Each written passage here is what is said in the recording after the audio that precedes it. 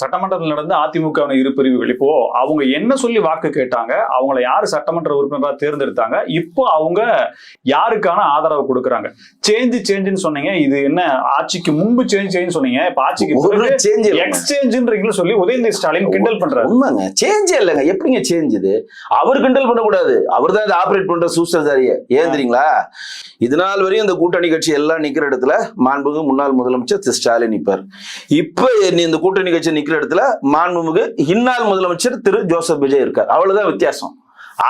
ஆட்சிதான் மாறி இருக்கு, காட்சிகள் மாறவே இல்லை. காட்சிகள் எந்த விதத்திலும் மாறல. இது விஜய் சார் மேல எனக்கு ஒரு கோபம் என்னன்னா, அவர் 108 இடங்களை வென்றெடுத்த பிறகு இந்த காங்கிரஸ் வேண்டாம், இந்த திமுக வேண்டாம், இந்த அஇஅதிமுக வேண்டாம், இந்த பாஜக வேண்டாம், இந்த 2 கம்யூனிஸ்ட் வேண்டாம், இந்த விடுதலை சிறுத்தைகள் வேண்டாம் சொல்லிதாங்க அவர் ஓட்டு கேட்டாரு. அப்ப அவர்களை நீங்க சேர்த்துட்டு அங்க ஓட்டு போட்டவங்க பைத்தியக்காரனா? சொல்லுங்க, அவர் என்ன பண்ணணும்? நான் வேண்டாம் நினைச்சா ஓட்டு கேட்டேன், அதுல 108 வென்றெடுத்திருக்கீங்க, நாங்கள் எதிர்கட்சியா செயல்படுவோம் அப்படின்னு சொல்லி அவர் பண்ணிருக்கணுங்க. அதை